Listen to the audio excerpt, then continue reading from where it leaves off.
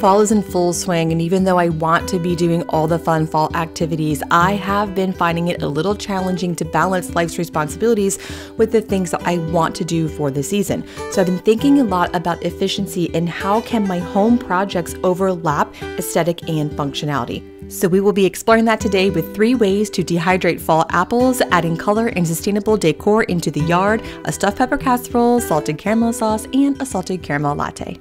Making a cozy home for fall for me and my lifestyle isn't about doing more, it's about bringing in fall vibes to what I'm already doing, like lighting a candle, or here, for example, you can see I have my very first sourdough pumpkin. I'm already making sourdough, so why not make it look like a pumpkin? That way, I'm getting the things done that I need to do, but it brings in the coziness and the sweetness of fall that we crave this time of year. We recently returned from a trip to the North Carolina mountains, and while there, we went apple picking. So I have a bunch of apples that I need to use, and my child loves apple chips, so I am dehydrating them in a few different ways that I'll share with you today.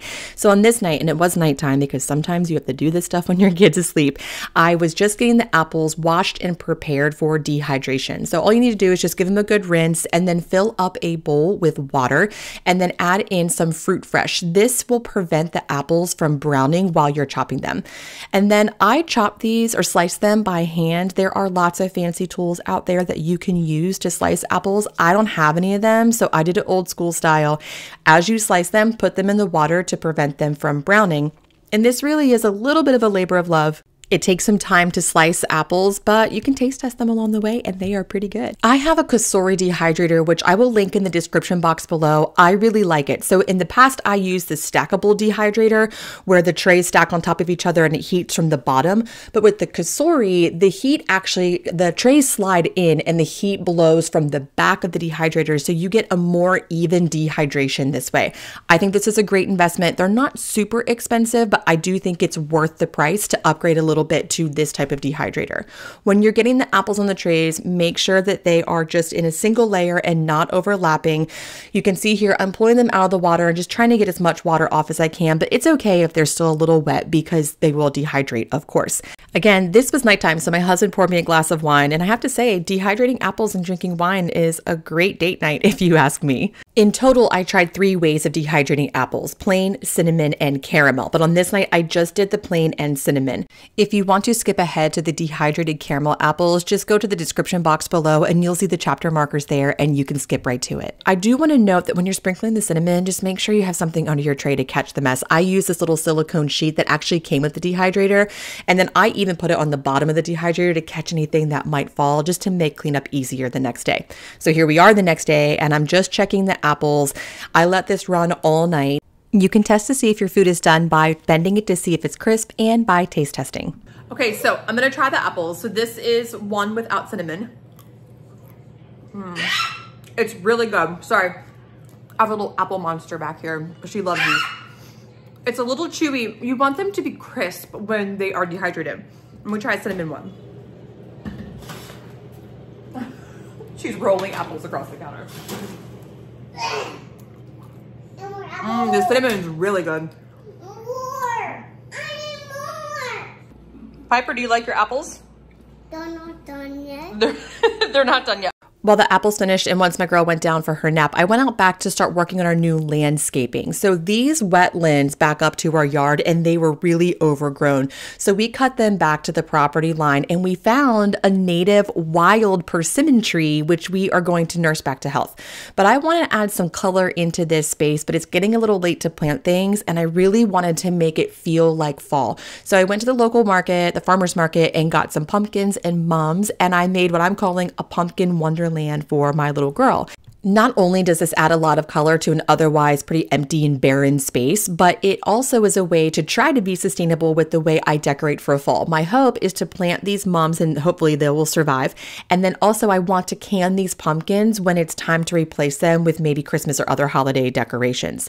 My little girl loved what I'm calling the pumpkin wonderland. She's been going out there every evening and playing with the pumpkins and gourds, and it's so sweet. Decorating in the house can be just as easy. A bowl of fresh apples, a couple of flowers from the garden that are orange and red and yellow can really make things feel like fall without extra layers of work. Once I was finished with that, I needed to make some dinner, but of course I have to clean the kitchen. You have to do that no matter what season it is, unfortunately. So after I cleaned the kitchen and got things nice and tidy, it was time to mess it up again with making a delicious stuffed pepper casserole. It has been the year of the green pepper for us. We have had more green peppers in our garden than we know what to do with. So after I got all the green peppers out of the garden, I put them in a colander and just rinsed them off and let them sit out to dry while I got all the other ingredients prepared. Now I doubled up this batch because I've changed my tune. If you watched my video last week about freezer meals, I've changed my mind. I like freezer meals. So half of this I'm freezing, half we're having for dinner. I don't think I'll ever make traditional stuffed peppers again. I like them, but they're kind of a pain to make. This is really easy to make, and it's also easier to eat because everything's already chopped up and ready to go. So this is so simple. It's probably my go-to now for stuffed pepper recipes. All you do is chop up some onion and saute it in a pan, or I used a enameled cast iron Dutch oven, and then add in ground beef or ground turkey, whichever you prefer. While that's cooking in the Dutch oven, it's time to chop the peppers. I'm trying to slide everything into a bowl in the sink for composting later for easier cleanup, but I'm doing a pretty rough chop here, as you can see. So just get your peppers nice and chopped up, however you want them, big or small. Add in some fresh garlic. You could use garlic powder if that's what you have on hand. You can see here I'm kind of like struggling with my garlic press for a minute. And then throw in the peppers and let them cook for a few minutes. This is a versatile recipe, so you can season it however you want. I used a little bit of Italian seasoning and what I had left of Worcestershire sauce. I didn't realize I was so low, but I just used up what I had. You'll also want a tomato base for this. I'm using home canned tomatoes. These are tomatoes that I got from a farmer's market this summer, and I'm just checking the seal before I pop the lid off.